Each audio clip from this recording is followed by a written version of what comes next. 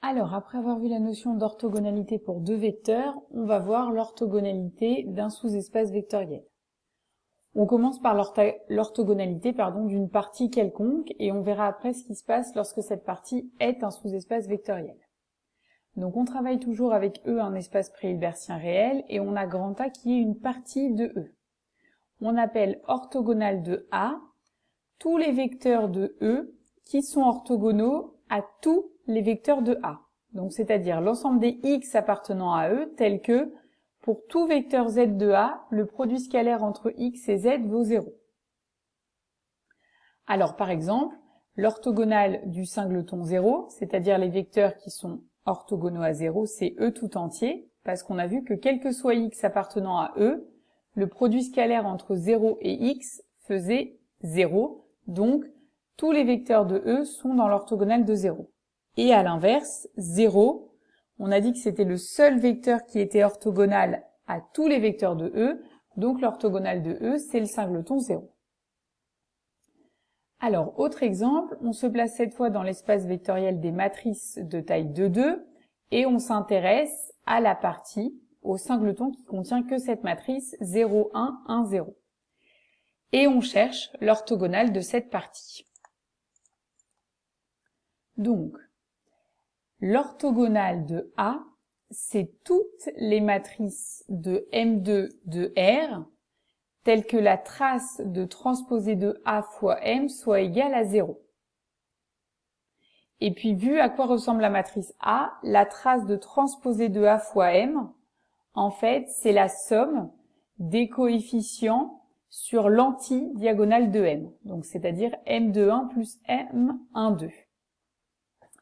Donc, l'orthogonale de A, c'est toutes les matrices telles que le coefficient en position 2, 1 soit l'opposé du coefficient en position 1, 2.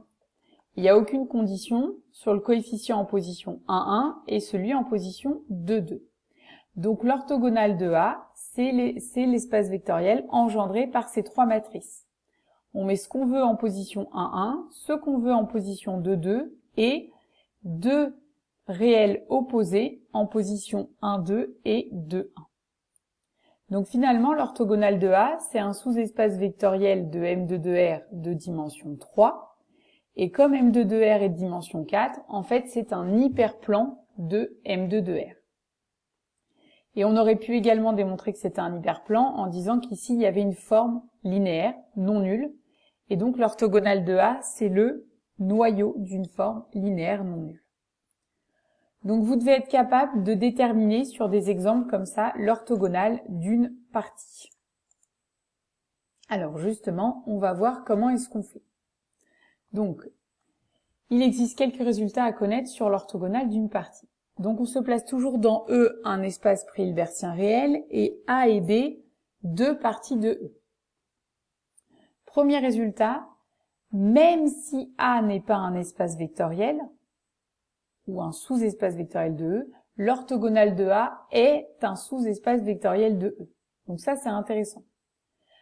Deuxièmement, si A est un sous-espace vectoriel, alors A et A orthogonale sont en somme directe. Troisième résultat, si F est une famille, par exemple de E, l'orthogonale de l'espace vectoriel engendré par F, c'est le même que l'orthogonale de simplement les vecteurs qui sont dans la famille F. Autrement dit, par exemple, si la famille F, ça vaut E1, En, l'orthogonale de vect de E1, En, eh bien, c'est tous les vecteurs qui sont orthogonaux à chacun des vecteurs de la famille. Ok? Donc, chercher l'orthogonale de toutes les combinaisons linéaires possibles qu'on peut faire avec n vecteurs, ça revient au même que de chercher les vecteurs qui sont orthogonaux aux n vecteurs là qui permettent de fabriquer les combinaisons linéaires. Deux derniers résultats, si A est inclus dans B, alors c'est l'orthogonale de B qui est inclus dans l'orthogonale de A. Et enfin, A est inclus dans l'orthogonale de son orthogonale. Et attention, on n'a pas égalité ici. Ok, l'orthogonale de l'orthogonale, ça revient pas à A directement. On verra plus loin une condition pour que cette inclusion soit une égalité. Alors on va démontrer ce théorème 10. Donc, premièrement, on veut montrer que l'orthogonale de A est un sous-espace vectoriel de E, donc on va appliquer la caractérisation des sous-espaces vectoriels. Alors, tout d'abord, l'orthogonale de A, c'est l'ensemble des vecteurs de E qui vérifient une certaine condition, donc c'est bien un ensemble qui est inclus dans E. Deuxièmement, on a vu que le vecteur nul était orthogonal à tous les vecteurs de E, donc en particulier il est orthogonal à tous les vecteurs de A, donc le vecteur nul appartient à A orthogonal, qui est donc une partie non vide de E. Et enfin, la stabilité par combinaison linéaire, donc on se fixe YZ appartenant à l'orthogonale de A, un scalaire lambda, et on veut montrer que Y plus lambda Z est encore dans l'orthogonale de A. Donc on doit montrer que Y plus lambda Z est orthogonal à tous les vecteurs de A. Donc on se fixe un vecteur de A, qu'on appelle X, et on calcule X scalaire Y plus lambda Z. Par linéarité du produit scalaire par rapport à la deuxième variable, ce produit scalaire entre X et Y plus lambda Z, ça vaut le produit scalaire entre X et Y plus lambda fois le produit scalaire entre X et Z. Et puis Y appartient à A orthogonal, donc ce produit scalaire vaut 0. Et Z appartient également à A orthogonal, donc ce produit vaut aussi 0. Donc finalement, Y plus lambda Z appartient bien à A orthogonal. Et donc A orthogonal est un sous-espace vectoriel de E. Même si A n'est pas un sous-espace vectoriel. C'est important. Deuxième point, le fait que A et A orthogonal soient en somme directe. Donc cette fois, on suppose que grand A est un sous-espace vectoriel de E.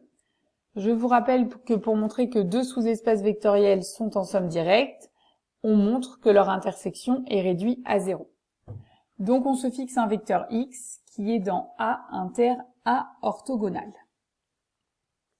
Et puis connaissant les propriétés du produit scalaire, pour montrer que X est égal à 0, on peut montrer que le produit scalaire de X avec X vaut 0. Et donc, pourquoi est-ce que le produit scalaire de X avec X vaut 0? Ce X-là, par exemple, vous le voyez comme un élément de A. Ce X-là comme un élément de A orthogonal. Donc, le produit scalaire, puisque X et X sont orthogonaux, vaut 0. Donc, X est égal à 0, puisque je vous rappelle, le produit scalaire est une forme définie. Et donc, finalement, on a bien que A et A orthogonales sont en somme directe. Question que vous pouvez vous poser, est-ce que cette somme directe est égale à E tout entier, par exemple? Alors, on va voir qu'il y a certaines conditions où c'est le cas. Ok, troisième point de la démonstration, le fait que lorsqu'on cherche l'orthogonale d'un espace vectoriel dont on connaît une famille génératrice, il suffit de chercher un vecteur orthogonal à chacun des vecteurs de la famille génératrice. Donc je vous remets l'énoncé. On veut démontrer que X appartient à A orthogonal si et seulement si il est orthogonal à tous les vecteurs de la famille génératrice. Donc on va démontrer cette équivalence par double implication. Première implication, on suppose que X est orthogonal à tous les vecteurs de la famille génératrice. On veut montrer qu'il est dans A orthogonal, donc on se fixe un vecteur quelconque dans A. Puisque E1, En est une famille génératrice de A, ça veut dire que Y, on peut l'écrire comme la somme pour I allant de 1 à N des lambda I, EI. Et on calcule le produit scalaire de X avec Y. Alors, par linéarité du produit scalaire par rapport à la deuxième variable, ce produit scalaire entre X et Y, ça vaut la somme pour I allant de 1 à N des lambda I, produit scalaire de X avec EI. Mais par hypothèse, ce produit scalaire vaut 0, donc le produit scalaire entre X et Y vaut 0. Donc X appartient bien à l'orthogonale de A, et donc on a bien l'implication de la droite vers la gauche.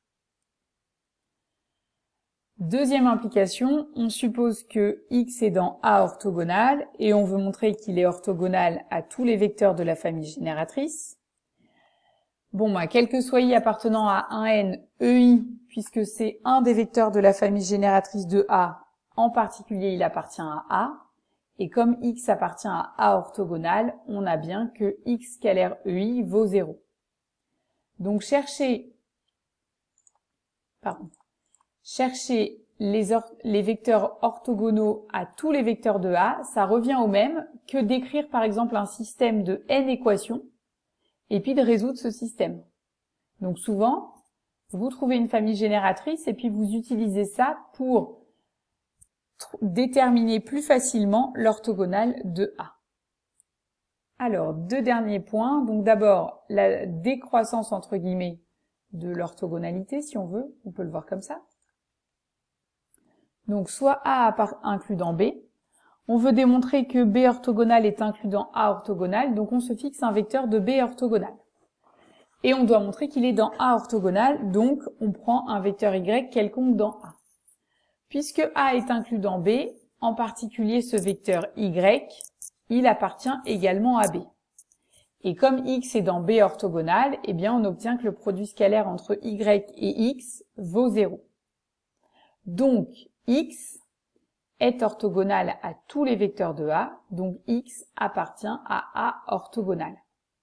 Et donc on a bien que B orthogonal est inclus dans A orthogonal. Dernier point, on veut montrer que A est inclus dans l'orthogonale de l'orthogonale, donc on se fixe un vecteur de A. On veut montrer qu'il est dans l'orthogonale de A orthogonale, donc on prend un vecteur Y quelconque dans A orthogonale. Donc X est dans A, Y est dans A orthogonale, donc le produit scalaire entre Y et X vaut 0.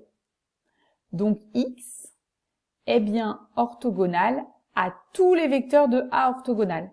Donc X appartient bien à l'orthogonale de A orthogonale. Et donc on a bien que A est inclus dans l'orthogonale de A orthogonale.